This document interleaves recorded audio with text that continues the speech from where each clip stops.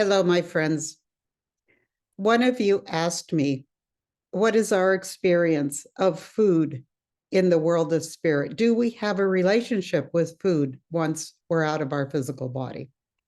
I've had 3 instances in my decades of mediumship where the idea of food was brought in to the conversation that I was having with the deceased.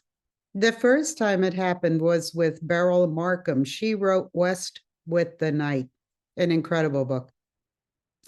And she offered me a cup of tea. And I said, that is so kind, but I don't think I can enjoy the tea out here, you know. I think I said, I don't think it would do me any good out here. And then the second time was with Krista McCullough. And she gave me the rundown of what every sensory experience was like in the world of spirit. And that is in my book.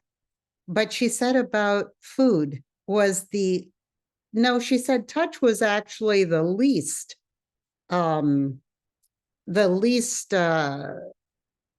experiential sense in the world of spirit. She said she could enjoy food to some extent when her family was eating.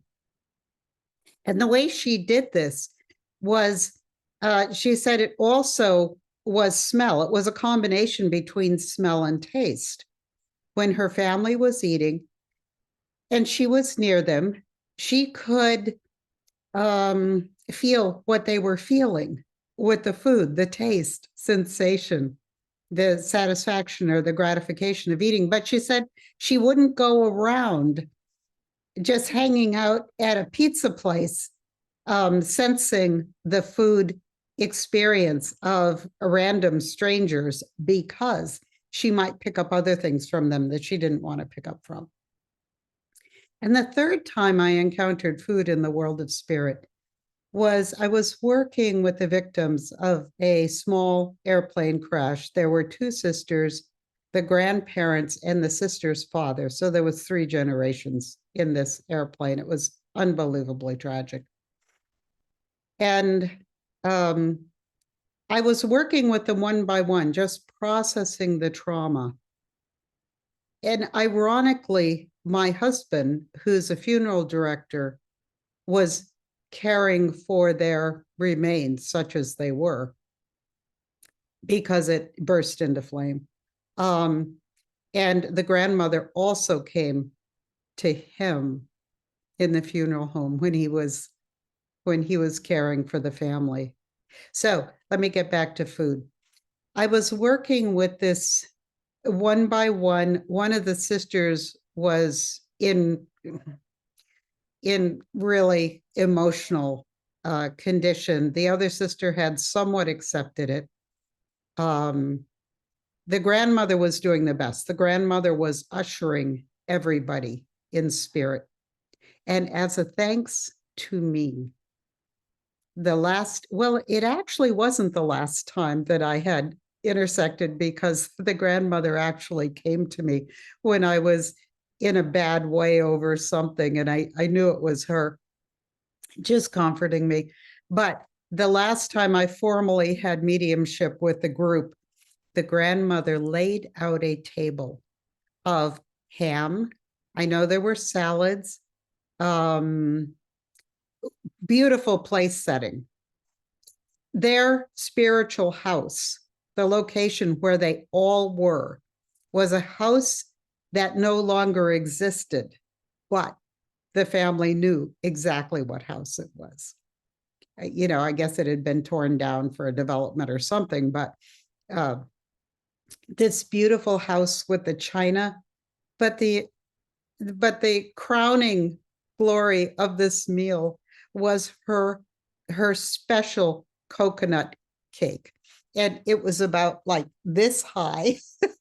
It just had fluffy frosting. And so I sat at the table with them all. But of course, I couldn't eat. Now, I don't really recall whether they were eating, but there seemed to be some enjoyment of the ritual, the smell. So I can't say for sure that, all of us have a different experience in the afterlife, but some of us do pursue food while we're the closest we are to the earth in our afterlife experience. So if I had a questionnaire that said, can the deceased have a relationship with food? I'd have to say yes, they do. So when you bake their favorite cookies, when you're eating their favorite, oh, I don't know, mac and cheese or whatever, and you're thinking about them or they come to mind, it's probably because they're nearby enjoying what you're enjoying. So never overlook those little prompts about, if you're baking their recipe and the smell is beginning to fill the house, and you just are thinking about them so strongly, they probably are close by, enjoying the sensation the way that they can. All right, my friends, and my husband is doing well. He's had his second operation. He will be moved into rehab on Monday, and he is expected to make a full recovery. So thank you for all your kindness and your prayers. It's been an interesting time. All right. All right. So until I see you again, my friends, please be well and please be blessed, all of you. Thank you.